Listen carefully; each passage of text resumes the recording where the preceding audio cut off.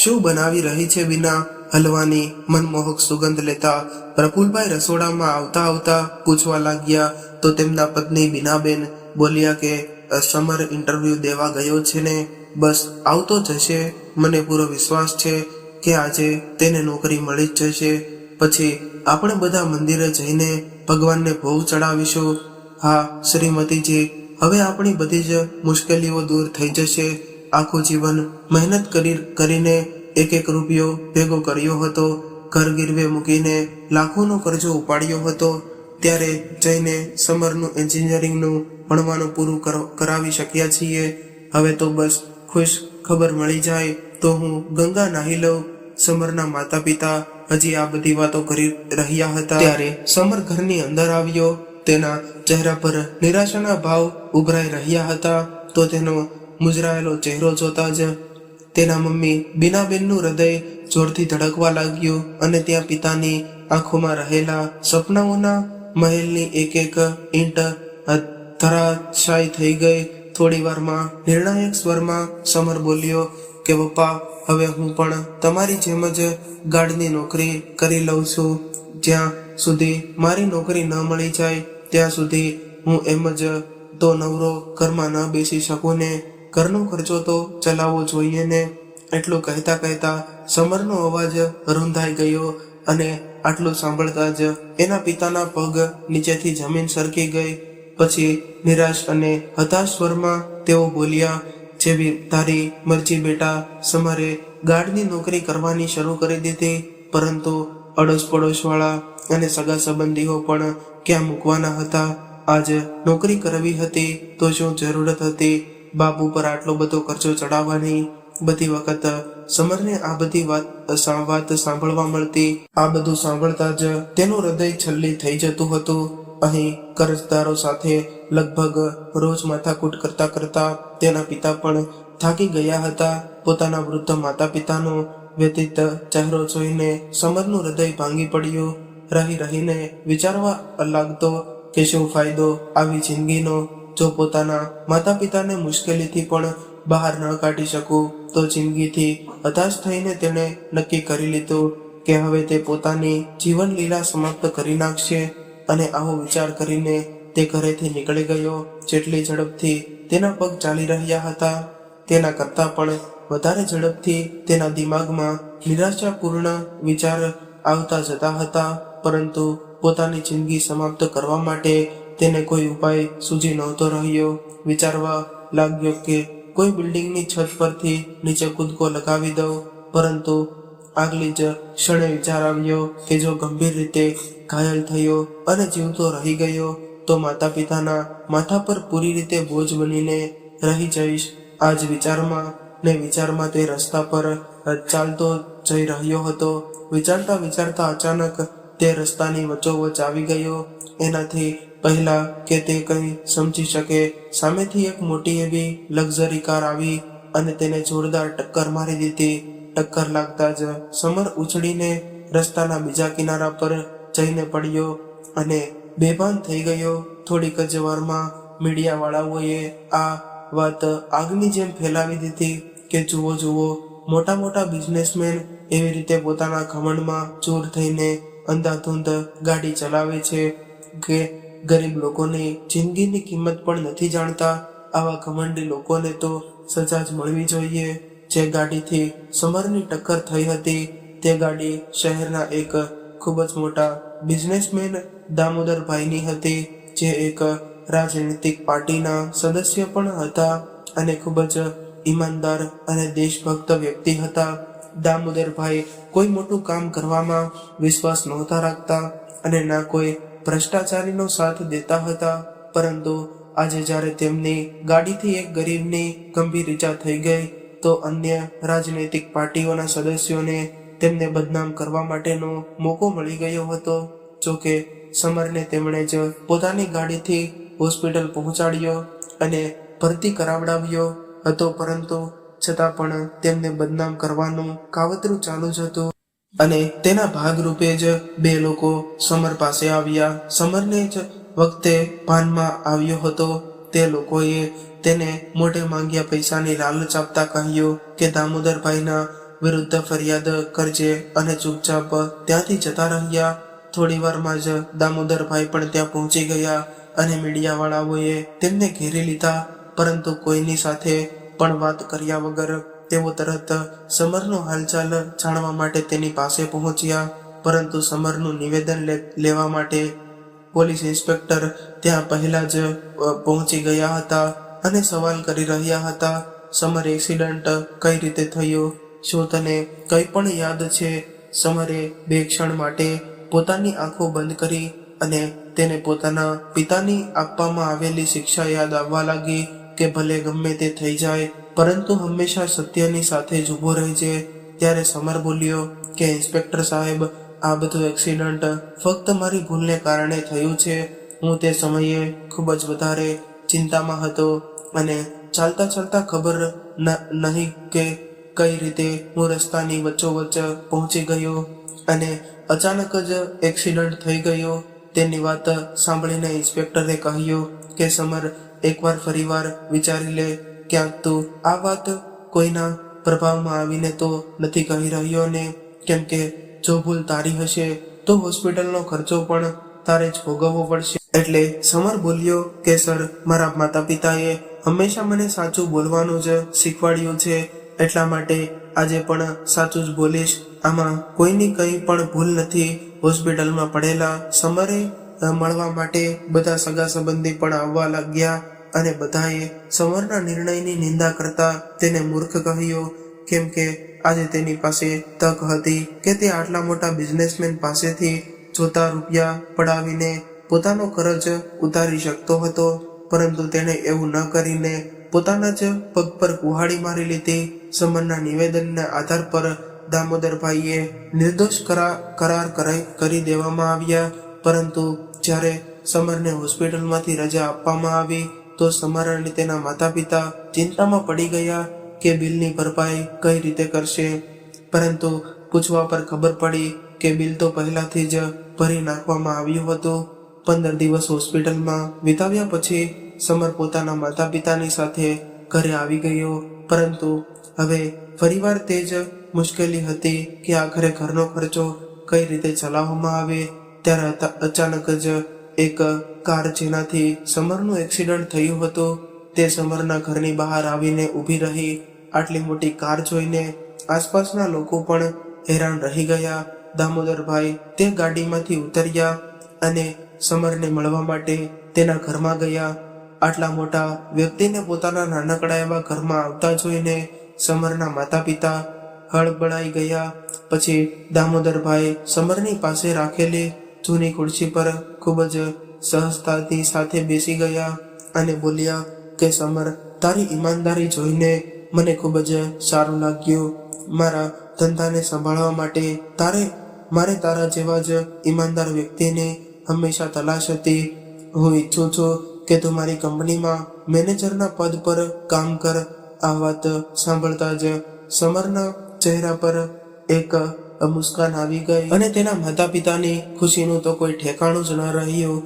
ત્યારે સમરના હાથમાં 5 લાખ રૂપિયાનો ચેક પકડાવતા દામોદરભાઈ બોલ્યા કે આ મારા તરફથી તારી ઈમાનદારીનું ઇનામ છે. પૂરી રીતે ઠીક થયા બાદ તું નોકરી જોઈન્ટ કરી લેજે. સારા પગારની સાથે તને કંપની તરફથી એક ફ્લેટ અને ગાડી પણ આપવામાં આવશે. આટલું સાંભળતા જ સમરના માતા પિતાની આંખોમાંથી હરખના આંસુ નીકળ્યા. તેમણે હાથ જોડીને દામોદરભાઈના ધન્યવાદ કર્યો. એટલે દામોદરભાઈ બોલ્યા કે ધન્યવાદ તો મારે તમારા લોકોનો કરવો જોઈએ. તમારી પાસે તક હતી અને તમે તે તકનો ફાયદો ઉપાડીને મારી પાસેથી મોઢે માંગેલી રકમ ઝડપી શકતા હતા, પરંતુ તમે એવું કર્યું નહીં. મને ખુશી છે કે આજના સમયમાં પણ આવા ઈમાનદાર લોકો મળે છે.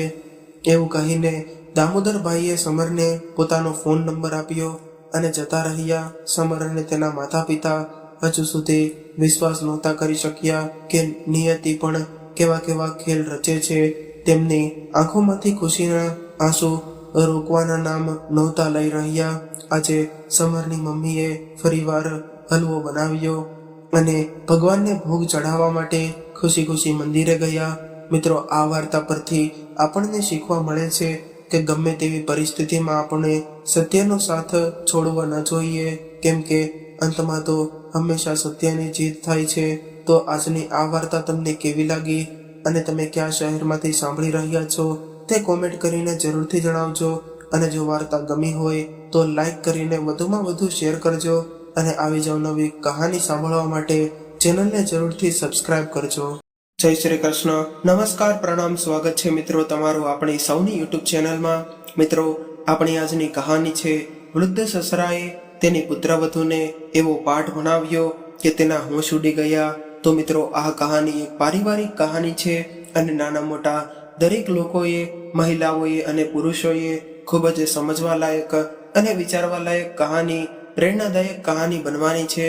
તો મારી તમને વિનંતી છે કે થોડો સમય કાઢીને વિડીયોને અંત સુધી જોડાયેલા રહેજો અને કહાની પસંદ આવે તો વિડીયોને લાઈક કરીને વધુમાં વધુ શેર પણ કરજો. તેમજ તમે આવી કેટલીક અવનવી કહાની સાંભળવા માંગતા હોય તો આ ચેનલને સબસ્ક્રાઇબ જરૂરથી કરી લેજો, જેથી અમારા આવનારા નવા વિડીયોની માહિતી તમારા સુધી સૌથી પહેલા પહોંચે. તથા કોમેન્ટ બોક્સમાં સાચી શ્રદ્ધાથી હર હર મહાદેવ જરૂરથી લખી દેજો, જેથી ભગવાન ભોલેનાથની કૃપા હંમેશા આપણા સૌ પર બની રહે. તો ચાલો મિત્રો, શરૂ કરીએ આજની કહાની. મિત્રો, આજે નાનજીભાઈ પોતાના રૂમમાં ખૂબ જ ઊંડા વિચારોમાં ખોવાઈને બેઠા હતા. ત્યારે જ તેમના પત્ની રળિયાતબેન તેમના માટે ગરમ મસાલેદાર ચા લઈને આવ્યા અને ચાનો કપ તેમના ટેબલ પર મૂકીને કહે છે કે આ લ્યો તમારી ચા, તમે મંગાવી હતી ને તે હું લઈને આવી છું. રળિયાતબેને એટલું કહ્યા પછી પણ જ્યારે નાનજીભાઈ નથી સાંભળતા ત્યારે રળિયાતબેને પોતાના પતિ નાનજીભાઈને બીજી વાર કહે છે કે તમે ક્યાં ખોવાયેલા છો અને તમે શું વિચારી રહ્યા છો.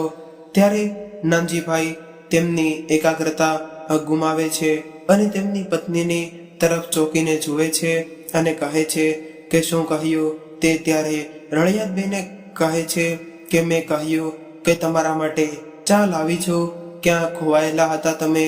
કંઈ નહીં, બસ એમ જ વિચારતો હતો કે જ્યારે આપણા દીકરા વિનયને શહેરમાં ખૂબ જ સરસ નોકરી મળી ગઈ છે તો શહેરમાં ઘર એટલા માટે બનાવ્યું હતું કે આપણે પણ આપણા દીકરા વિનય અને વહુની સાથે જ રહીશું, કારણ કે આપણે એક જ દીકરો છે. અને શહેરમાં ઘર બનાવ્યાને આજે 5 વર્ષ થઈ ગયા છે અને આપણા દીકરા વિનયના લગ્નને પણ 2 વર્ષ થઈ ગયા છે અને એવો પુત્ર પણ હમણાં 1 વર્ષનો થવા આવ્યો છે. તો પણ આપણે લોકો એમની પાસે એકવાર પણ નથી જઈ શક્યા. ત્યારે રળિયાતબેને કહ્યું, બસ હવે મારું મન પણ નથી લાગી રહ્યું. હવે આપણા ગામડામાં આપણા દીકરા અને પુત્ર વિના હવે આપણે પણ ઘર શહેરમાં લઈને જઈએ અને આપણા બાળકો સાથે રહીશું, કારણ કે હવે આપણી જિંદગી પણ કેટલા દિવસોની જિંદગી વધી છે અને આમ પણ આપણે એકલા રહીને જ દિવસો પસાર કરી રહ્યા છીએ. ત્યારે નાનજીભાઈ નિરાશ થઈને કહે છે કે તને સાચું કહું છું કે વિનયની માં, મન તો મારું પણ નથી લાગતું અહીંયા આપણા બાળકો વગર.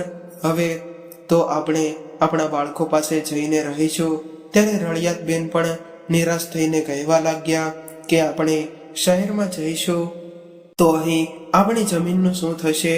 મેં બધી વ્યવસ્થા કરી લીધી છે અને જમીનના ભાગોની પણ આ વાત વેલજી સાથે થઈ ગઈ છે. હું વર્ષે કે 6 મહિને અહીંયા આટો માર્યા કરીશ અને બીજું વેલજી સાથે ફોન પર વાત થતા કરશે. ઘરની સાચવણી પણ વેલજી કરી લેશે. અને નાનજીભાઈ એ બધી ઘરની ગણતરી તેમની પત્નીને સમજાવીને કહ્યું. ત્યારે રળિયાતબેને તેમના પતિની હામાં હા મેળવીને કહ્યું કે ઠીક છે, તમને જેમ સાચું લાગે તેમ કરો, ઠીક છે.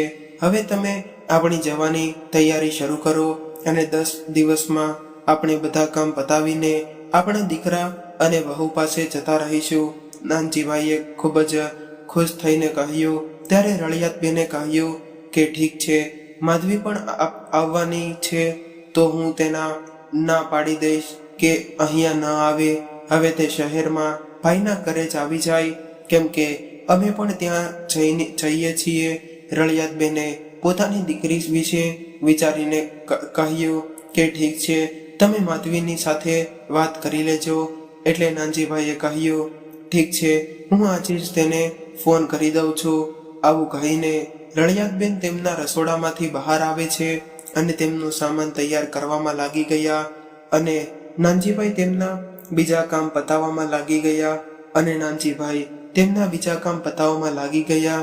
હવે 8-10 દિવસમાં તેમના બધા કામ થઈ ગયા અને બંને પતિ પત્ની તેમના દીકરા પાસે જવા માટે સવારે જ તેમની ગાડીમાં શહેર જવા માટે નીકળી પડ્યા. તેમણે તેમના શહેર જવાની ખબર તેમના દીકરા અને વહુને નહોતી જણાવી, કારણ કે તે તેમના દીકરા અને વહુને સરપ્રાઈઝ આપવા માંગતા હતા, એટલે તેઓ તેમને કહ્યા વગર જ ગયા હતા.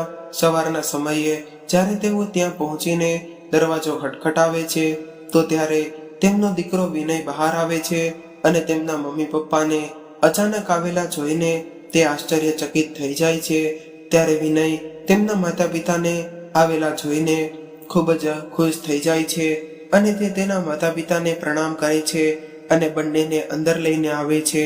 ત્યારે વિનયની પત્ની પૂનમ હજુ સુધી સૂતી હતી અને વિનય તેના માતા પિતાને રૂમમાં બેસાડીને પોતાની પત્ની પાસે જાય છે અને તેને ઉઠાડે છે અને કહે છે કે પૂનમ, ગામડેથી મારા મમ્મી પપ્પા આવ્યા છે એટલે જલ્દીથી ઉઠી જા.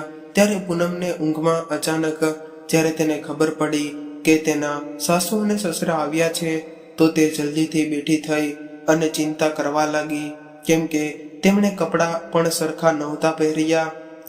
એમણે શોર્ટ નાઇટ ડ્રેસ પહેર્યો હતો. એટલે પૂનમ જલ્દીથી ઊભી થઈ અને બાથરૂમ તરફ ગઈ અને જલ્દીથી તેમના કપડાં બદલ્યા અને કપડાં બદલીને તે વિનયના માતા પિતા પાસે આવી ગઈ અને તેમના ચરણ સ્પર્શ કરીને તેમના આશીર્વાદ લીધા. ત્યારે તેમના માતા પિતાએ તે બંનેને આશીર્વાદ આપ્યા અને ખૂબ જ ખુશ થઈને પૂછ્યું કે રુદ્ર ક્યાં છે. ત્યારે પૂનમ તેના સાસુ સસરાને જવાબ આપતા કહ્યું કે તે હજુ સૂતો છે.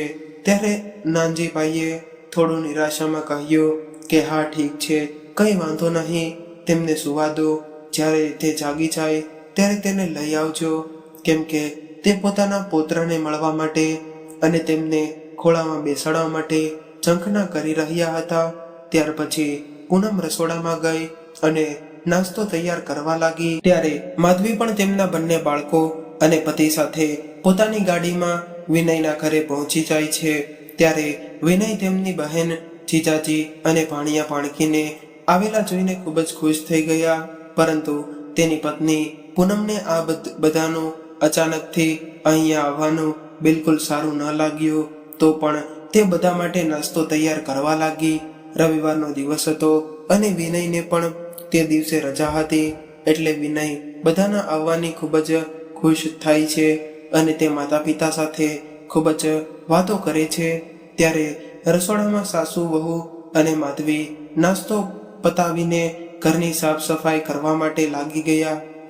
સાફ સફાઈ પતાવીને બપોરનું જમવાનું તૈયારી શરૂ કરે છે અને જમવાનું બનાવવામાં માધવી પણ તેમના ભાભીને મદદ કરી અને રળિયાતબેન પણ નાના મોટા કામમાં તેમને મદદ કરી.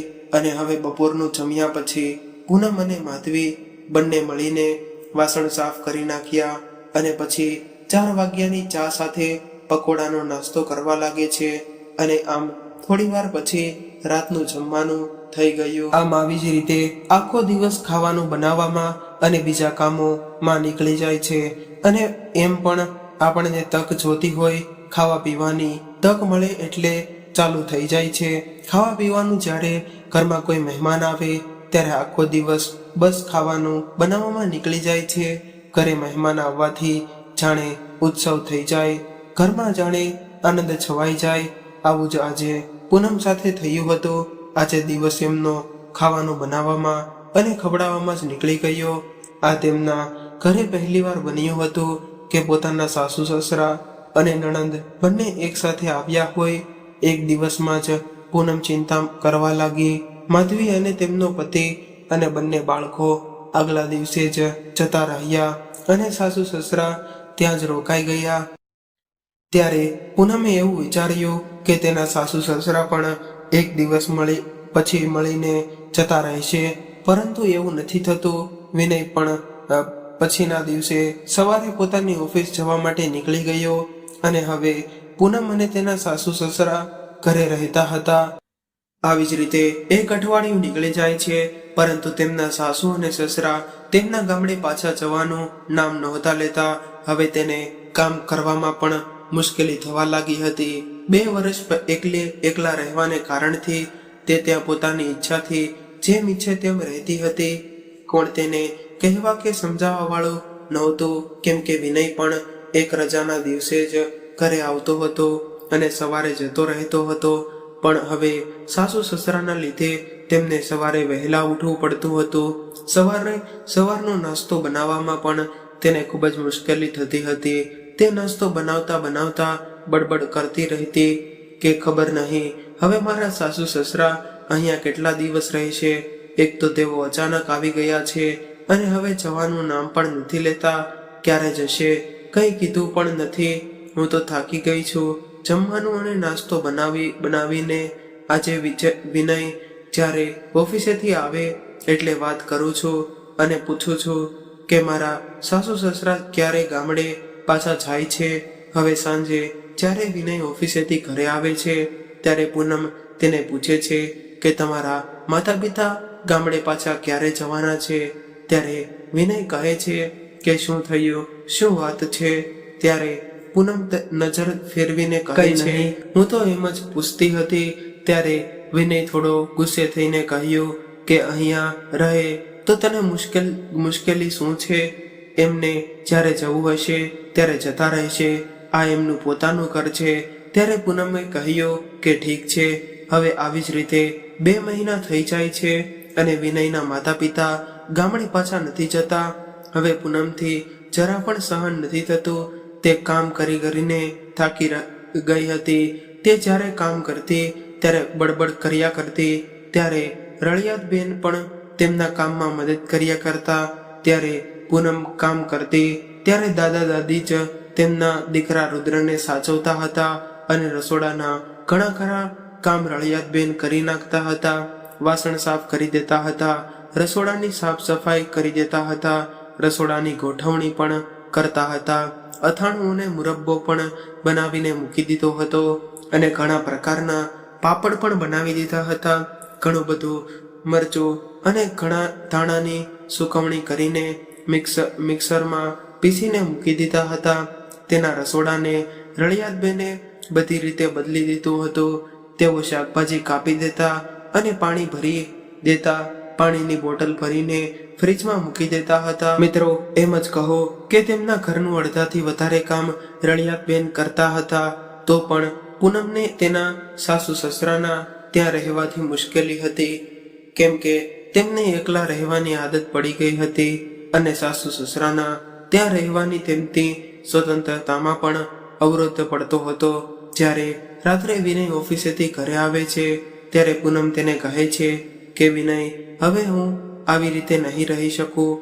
કાં તો તું તારા માતા પિતાને ગામડે મોકલી દે અને કાં તો તું મારા પિતાજીના ઘરે જતી રહીશ. અને જો હું મારા પિતાજીના ઘરે જતી રહીશ તો હું તમારા પર ઘરેલું હિસ્સાનો કેસ કરી દઈશ. અને પોતાની પત્ની પૂનમના મોઢેથી આ સાંભળીને વિનયના પગના નીચેથી જમીન સરકી ગઈ. તેને તે વાતનો વિશ્વાસ જ નથી થતો, કારણ કે તેણે ક્યારેય પણ એવું નહોતું વિચાર્યું કે પૂનમ આવું પણ વિચારી શકે છે. ત્યારે વિનયે ગુસ્સે થઈને કહ્યું કે પૂનમ, તારું મગજ ખરાબ થઈ ગયું છે કે શું? આ તો કેવી વાતો કરી રહી છે. ત્યારે પૂનમ વિનયને ગુસ્સેથી થઈને કહે છે કે તે જે સાંભળ્યું છે તે સાચું જ સાંભળ્યું છે. હું તારા માતા પિતાને વધારે સહન કરી નથી શકતી. હવે મારે એકલા રહેવું છે. મારે તારા માતા પિતા સાથે એક દિવસ પણ નથી રહેવું, કારણ કે મને મારી સ્વતંત્રતા જોઈએ છે. તારા માતા પિતાના આવવાથી હું એક જાતના બંધનમાં બંધાઈ ગઈ છું. હું મારી સ્વતંત્રતાથી કંઈ કરી પણ નથી શકતી. હું આવી બંધનવાળી જિંદગી જીવવા નથી માંગતી. હવે નિર્ણય તારા હાથમાં છે. કાં તો તું તેમને પાછા ગામડે મોકલી દે અને કાં તો હું અહીંયાથી મારા પિતાજીના ઘરે જતી રહું છું. પૂનમ ગુસ્સામાં કહે છે અને પથારી પરથી પોતાનું મોઢું વિનયની તરફથી ફેરવીને સૂઈ જાય છે. ત્યારે પૂનમની આવી વાત સાંભળીને વિનયના મનમાં આશ્ચર્ય થવા લાગ્યો અને તેના મનમાં ખૂબ જ વધારે ચિંતા થવા લાગી.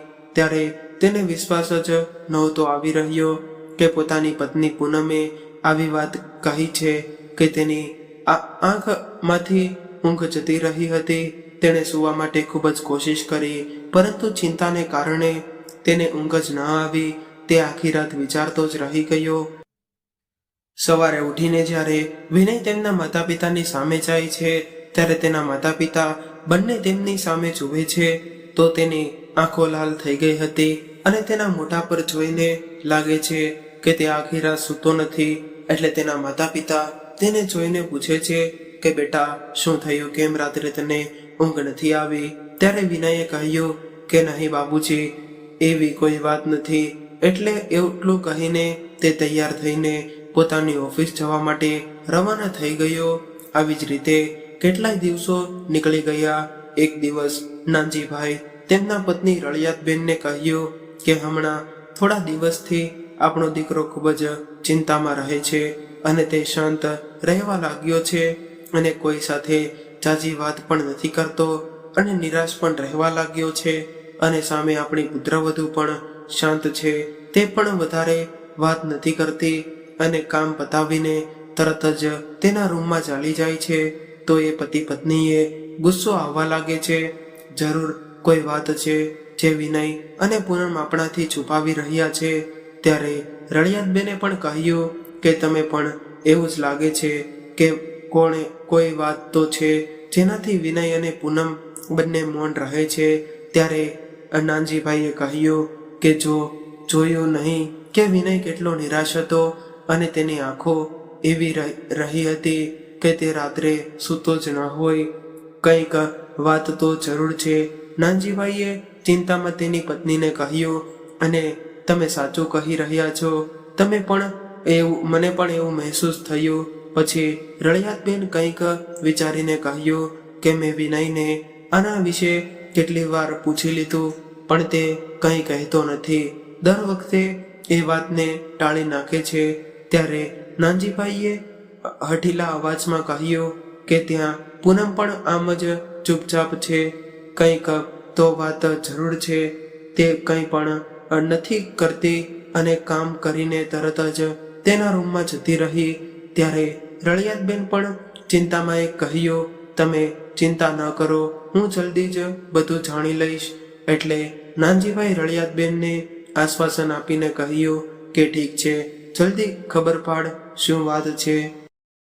મને તો મનમાં ચિંતા છે કે રળિયાતબેનને ગંભીર થઈને કહે છે, અરે એમાં ગંભીર થવાની શું વાત છે?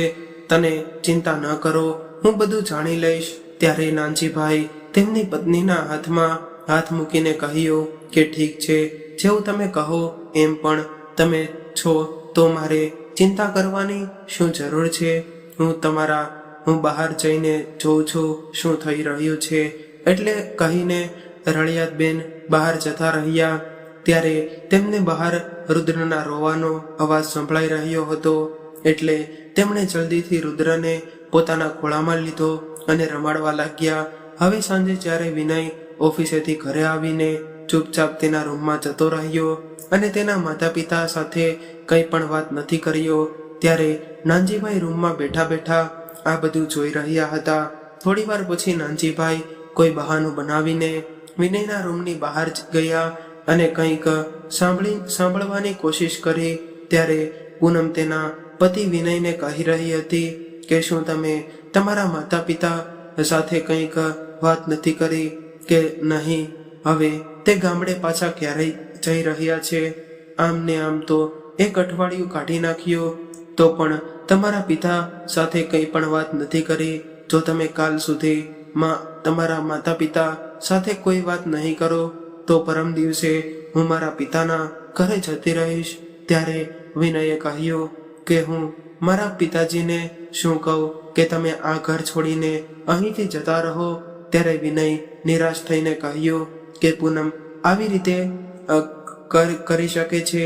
એટલે ત્યારે પૂનમ ગુસ્સામાં કહ્યું કે હું બીજું કંઈ નથી જાણતી. હું મારા ઘરમાં હું આ ઘરમાં ફક્ત એકલી રહીશ. તમારા માતા પિતાને ગામડે જવું પડશે અને તમારા લોકો ઉપર હવે ઘરેલું હિસ્સાનો કેસ કરી દઈશ. ત્યારે પોતાના દીકરાની વહુના મોઢેથી આ સાંભળીને નાનજીભાઈના પગ નીચેથી જમીન સરકી ગઈ અને તે આશ્ચર્યચકિત થઈ ગયા. તે વહુને પોતાની દીકરી સમજતા હતા. તેમને ગામડે મોકલવા માંગે છે. તેને અમારું અહીંયા રહેવું ગમતું નથી. કેટલી ઈચ્છાઓથી તેમણે આ ઘર બનાવ્યું હતું. પોતાની આખી જિંદગીની બધી કમાઈ તેમણે આ ઘર બનાવવામાં ખર્ચી નાખી હતી. તેઓ એવું વિચારતા હતા કે અમારે એક દીકરો છે એટલે અમે લોકો એની સાથે આરામથી રહીશું. પરંતુ અહીંયા શું આજ જોવાનું બાકી હતું. હવે તેને ખૂબ જ ચિંતા થવા લાગી અને તેના હાથ પગ ધ્રુજવા લાગ્યા અને જાણે તેમનું હૃદય નીકળીને બહાર પાડવાનું હોય એમના પગલાં અથડાવા માંડ્યા અને તે વિચારવા લાગ્યા કે તેમની પુત્રવધુ તેમના દીકરાને ધમકી આપી રહી હતી. અમે એવું ક્યારેય સપનામાં પણ નહોતું વિચાર્યું. એટલામાં એમને ચક્કર આવવા લાગે છે અને એ ત્યાં જ બેસી જાય છે. પછી થોડીવાર પછી પોતાની જાતને સંભાળીને તે ચૂપચાપ ત્યાંથી નીકળી ગયા અને નીકળીને પોતાના રૂમની અંદર જાય છે. મિત્રો, નાનજીભાઈના વિચાર ખૂબ જ વ્યવહારુ હતા. તે એક વિચારશીલ વ્યક્તિ હતા. તે ઉતાવળે કોઈ પણ નિર્ણય લેતા ન હતા. તે કોઈ પણ નિર્ણય લેતા તો ખૂબ જ વિચારીને લેતા. ત્યારે રળિયાતબેન પોતાના પતિને ચિંતાતુર જોઈને તેમને પૂછવા લાગ્યા કે શું થયું, તમને શું વાત છે, તમે કેમ એટલા બધા ચિંતાતુર દેખાઈ રહ્યા છો. ત્યારે નાનજીભાઈ તેમની પત્નીને બધી વાત કરી એટલે તેમના પત્ની પણ ચિંતામાં આવી ગયા અને કહ્યું હવે શું થશે. ત્યારે નાનજીભાઈએ કહ્યું કે અરે રળિયાત, તું ચિંતા ન કર, હું કોઈને કોઈ ઉપાય વિચારીશ. અને જો રળિયાત હવે ગડપણમાં આપણે એકલતા ન રહી શકીએ, આપણે આપણા દીકરા સાથે જ રહેવાનું છે, તો આપણે કોઈ ઉપાય વિચારવો પડશે. અને હવે આપણે ગામડે જઈને શું કરીશું? આપણા દીકરા અને પુત્ર વિના ત્યાં કેમ રહીશું? અને આપણે આપણા છોકરાનું ઘર પણ ના ભાંગી શકીએ. આપણે લોકો અહીંયા જ રહીશું અને પુત્રવધુ પણ આપણી સાથે જ રહેશે. ખાલી આપણે આપણી પુત્રવધુને સાચો માર્ગ બતાડવો પડશે. નાનજીભાઈ સમજી વિચારીને કહે છે. મિત્રો, રળિયાતબેન પણ એક સમજદાર મહિલા છે. તે પણ કહે છે કે ઠીક છે, ઉતાવળે કોઈ પણ કામ ન કરવું જોઈએ, તમે વિચારીને કોઈ ઉપાય શોધી લ્યો. ત્યારે નાનજીભાઈએ કહ્યું કે ઠીક છે, અત્યારે તું આપણા દીકરાને અને વહુને કોઈ પણ વાત ન કરતી, હું 1-2 દિવસમાં કંઈક ઉપાય કરી લઈશ. એટલે ત્યારે રળિયાતબેન પણ પોતાના પતિની હામાં હા કહીને હવે 2 દિવસ પછી લગભગ સવારના 10 વાગ્યા આજુબાજુ ઘરની ડોરબેલ વગાડી અને ત્યારે નાનજીભાઈ જઈને દરવાજો ખોલ્યો. ત્યારે કોઈ 2 અજાણ્યા માણસ તેમને મળવા માટે આવ્યા હોય. ત્યારે નાનજીભાઈએ તેમને આખું ઘર બતાવ્યું અને ઘર જોયા પછી તે નાનજીભાઈ સાથે કંઈક વાતો કરીને જતા રહ્યા. ત્યારે તેમનો દીકરો ઓફિસ પર ગયો હતો અને જ્યારે રાત્રે વિનય ઓફિસેથી ઘરે આવ્યો ત્યારે પૂનમે તેમને કહે છે કે આજે આપણા ઘરમાં 2 અજાણ્યા માણસો આવ્યા હતા અને આપણા પિતાજી એમને કરીને જતા રહ્યા. આખું ઘર બતાવ્યું અને તે લોકો તેમની સાથે વાતો કરીને જતા રહ્યા હતા. ત્યારે વિનયે એવું કહ્યું કે તેના પિતાને કોઈ તેમના ઓળખીતા વ્યક્તિ મળવા માટે આવ્યા હશે. હવે આગલા દિવસે રવિવાર હતો એટલે વિનય પણ ઘરે હતો. ત્યારે તેમના પિતા વિનયને કહ્યું કે વિનય, તું જલ્દીથી તૈયાર થઈ જા, મારે તને કંઈ બતાવવા માટે લઈ જવો છે. ત્યારે વિનય તેના પિતાને પૂછે છે કે પિતાજી, તમે શું બતાડવા માટે લઈ જાઓ છો? ત્યારે નાનજીભાઈએ કહ્યું કે દીકરા, આ પણ એક સરપ્રાઈઝ છે, તો તને ત્યાં જઈને જ ખબર પડશે. એટલે જલ્દીથી તૈયાર થઈ જા અને પૂનમને પણ કહી દેજે કે તે પણ તૈયાર થઈ જાય. આપણે અત્યારે જ જવાનું છે. ત્યાર પછી વિનય અને પૂનમ તૈયાર થઈને તેમના પિતાજી સાથે જાય છે અને રુદ્ર તેની દાદી પાસે રહે છે. કેમ કે રુદ્ર જાજુ તો તેના દાદી પાસે જ રહેતો હતો અને તેની દાદી પાસે જ સૂતો હતો. તો તેની દાદી કહે છે કે તમે જઈને આવો, રુદ્ર મારી પાસે જ રહેશે. એટલે પૂનમ તેમને તેમના દાદી પાસે મૂકીને જતી રહે છે. હવે નાનજીભાઈએ બંનેને ગાડીમાં બેસાડીને એક જગ્યાએ લઈને જાય છે અને તે જગ્યાએ ખૂબ જ વિચિત્ર જગ્યા હતી. નાનજીભાઈ પોતાની ગાડી પાર્કિંગમાં પાર્ક કરી દીધી અને બંનેને આગળ લઈને જાય છે. અને જાજુ ના ચાલ્યા પછી એક માળનું મકાન આવ્યું. એટલે નાનજીભાઈએ બંનેને લઈને ઉપર જતા રહ્યા. 5મા માળે પહોંચીને રૂમનો દરવાજો ખોલે છે અને તે બંનેને અંદર લઈ જઈને નાનજીભાઈએ કહ્યું કે દીકરા, હવેથી આ તમારું નવું મકાન છે.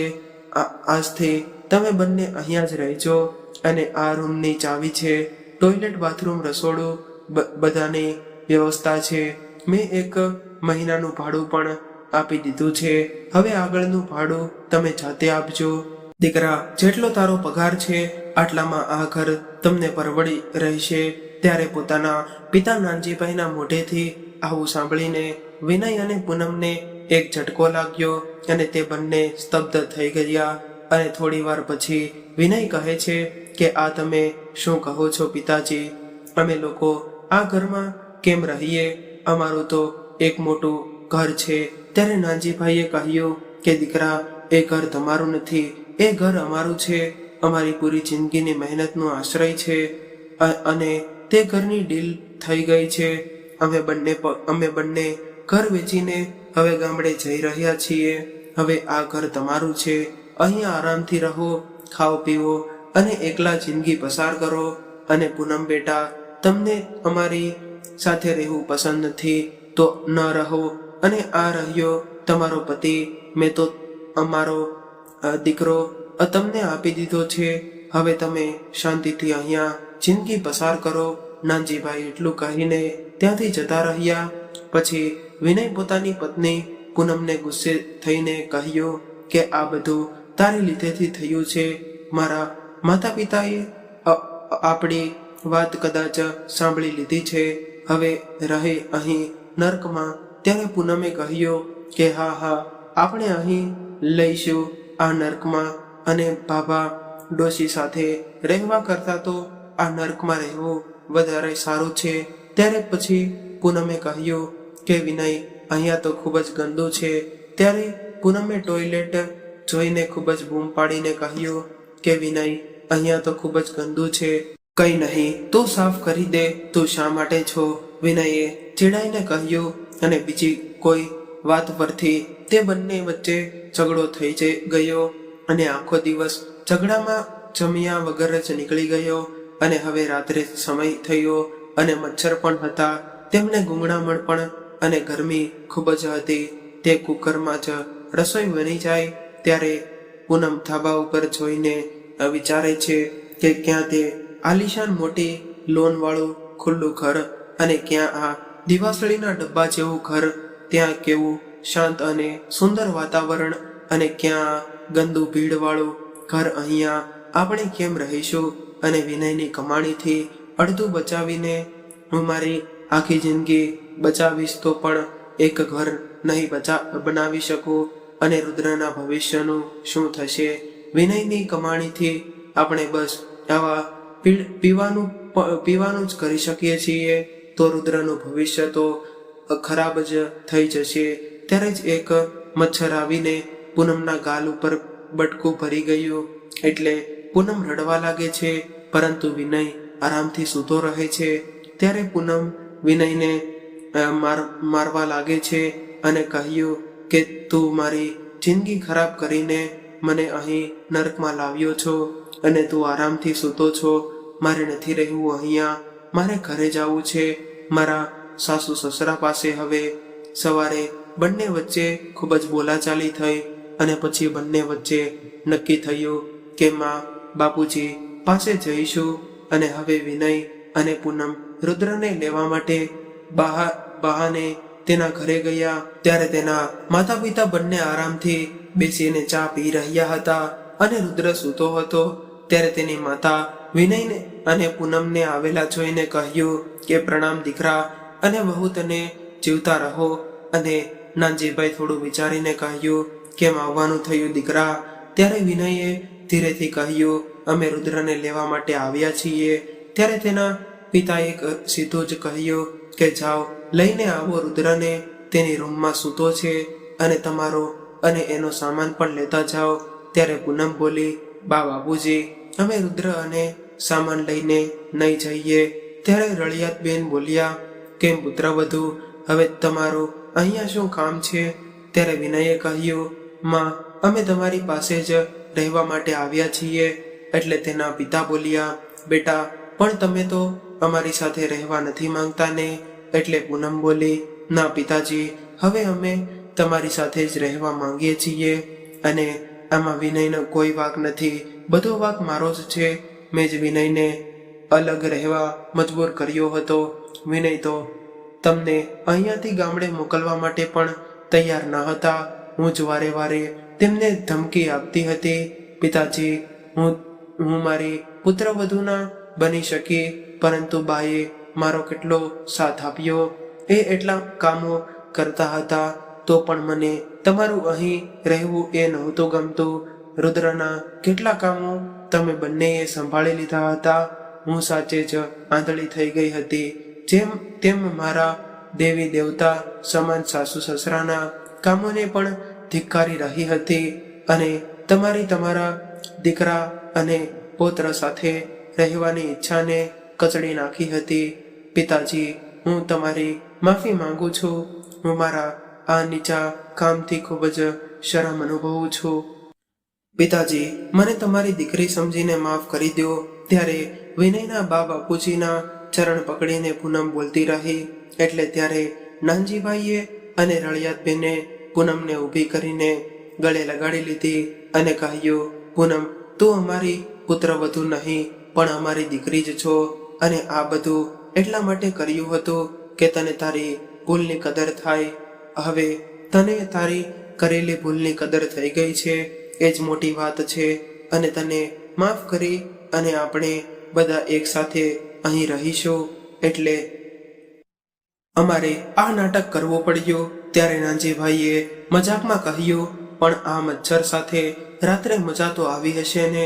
તો આ સાંભળીને બધા હસવા લાગ્યા. અને આવી જ રીતે નાનજીભાઈ અને રળિયાતબેનનો પરિવાર એક થઈ ગયો. તો મિત્રો, આ કહાની તમને કેવી લાગી કોમેન્ટ કરીને જરૂરથી જણાવજો. અને કહાની પસંદ આવી હોય તો વિડીયોને લાઈક કરી વધુમાં વધુ શેર પણ કરજો. તેમજ તમે આવી કેટલી અવનવી કહાની સાંભળવા માંગતા હોય તો આ ચેનલને સબસ્ક્રાઇબ પણ કરી દેજો અને બેલ આઇકનને ઓલ પણ સેટ કરી દેજો, જેથી અમારા આવનારા નવા વિડીયોની અપડેટ તમને સૌથી પહેલા મળતી રહે. તો ચાલો મિત્રો, હવે ફરી મળીશું એક નવી કહાની સાથે. ત્યાં સુધી તમામ મિત્રોને જય શ્રી કૃષ્ણ, રાધે રાધે, હર હર મહાદેવ. આ કહાનીને પૂરેપૂરી સાંભળવા માટે તમારો ખૂબ ખૂબ આભાર.